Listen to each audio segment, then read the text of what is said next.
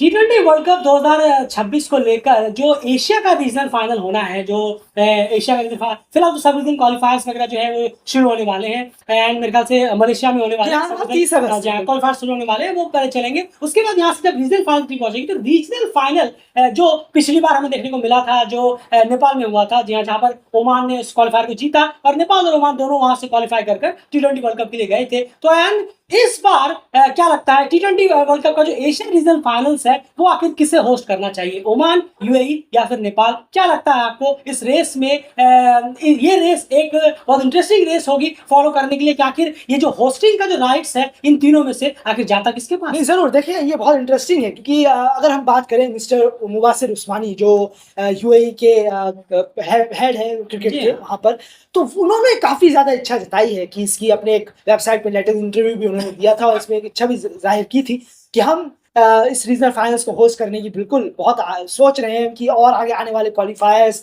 ICC के events हम अपने यहाँ होस्ट करवाएं। और साथ ही साथ उन्होंने अपने लीग वगैरह के बारे में भी इंटरेस्ट जताई है। वो तो खैर बहुत ही ज़्यादा इच्छुक हैं वो लीग को लेकर। उसके बाद लेकिन उन्होंने ये भी नहीं कहा, उन्होंने कहा कि आईसीसी इवेंट्स के क्वालिफायर और पाथवेज भी हम एशिया के होस्ट कराने के लेकर पूरा हम जोर दे रहे हैं आईसीसी पर। तो वहीं पर नेपाल से भी ये होना चाहिए कि ये सीधा एक एडवाइस है जरूर दिल्ली क्रिकेट की कि नेपाल क्रिकेट मैनेजमेंट को भी होस्ट कराने के बारे में आईसीसी के सामने जोर शोर से अपनी जो राय है वो रखनी चाहिए और राय के साथ साथ अपने लिक्विडेटिव पॉइंट्स भी रखने होंगे। जरूर अपने पॉइंट्स भी रखिए कि देखिए हमारे यहाँ कराने पर क्या क्या आपको फायदे मिल सकते हैं, क्या क्या हो सकता है। पिछले रीजनल फाइनल्स में आप हमारे यहाँ पर रिपोर्ट देखिए तो कहीं ना कहीं एक स्ट्रॉन्ग जो मैसेज है वो नेपाल मैनेजमेंट की तरफ से भी जाए कि क्यों आखिर हम इस रीजनल फाइनल्स को होस्ट नहीं करा सकते। हम भी कहीं ना कहीं इसको वापस से होस्ट करा सकते हैं क्योंकि पिछला रिपोर्ट आपने हमारी देखी है। जी बिल्कुल, बहुत सही कहा है आपने, क्योंकि यहाँ पर फैंस के लिए भी बहुत अच्छा और आईसीसी के लिए भी अच्छा है। यहाँ से जो क्रिकेट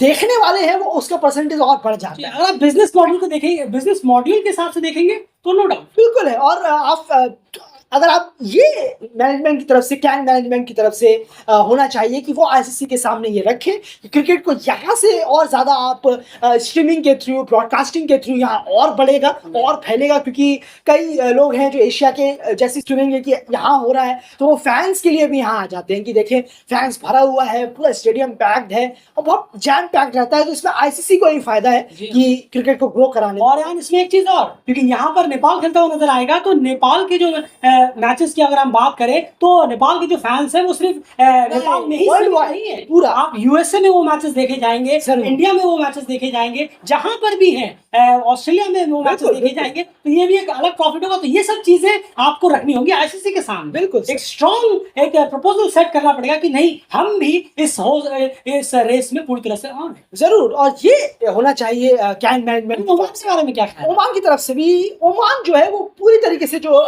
डिपेंड है वो कॉन्टैक्ट्स पर डिपेंड।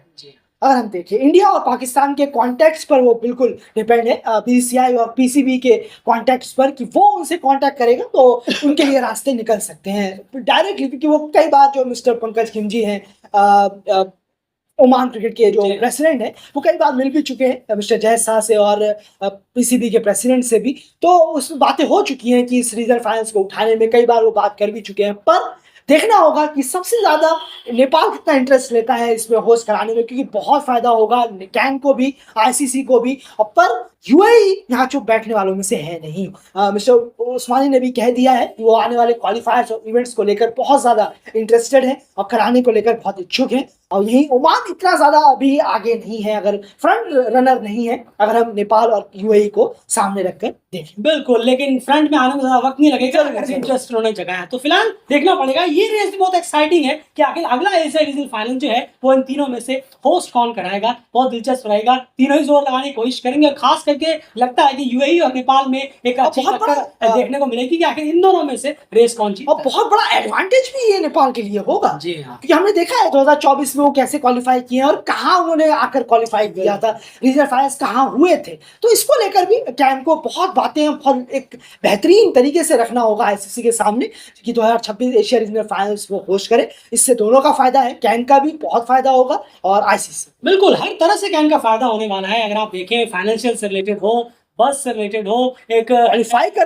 करने से रिलेटेड हो, उसमें चांसेस और ज्यादा बढ़ जाते हैं। तो बहुत सारी चीजें यहाँ पर है, लेकिन रेस आखिर सबके लिए बराबर है। जरूर। यूएई और ओमान भी पूरी पीछे नहीं try करेंगे हटेंगे। कि रीजनल फाइनल्स हमारे यहाँ पर हो। देखना पड़ेगा कि आखिर कौन इसे फाइनली इसकी बिडिंग जो है अपनी तरफ गिराने में कामयाब रहता है। आपको क्या लगता है एशिया रीजनल फाइनल्स कहाँ पर हो सकता है, कौन इस रेस को जीत सकता है? कमेंट बॉक्स में अपनी राय जरूर रखिएगा। फिलहाल इस वीडियो में इतना ही। बने रहिए चैनल के साथ, चैनल सब्सक्राइब करिए। सारी एशियन क्रिकेट अपडेट्स आपको लगातार यहाँ मिल सकती है। एक इंटरेस्टिंग वीडियो हमने आपके सामने आज सुबह पुट डाउन किया था कि कौन सी एशियन टीमें T20 वर्ल्ड कप 2026 खेल सकती है। उस वीडियो को जाकर जरूर अभी चेकआउट करें।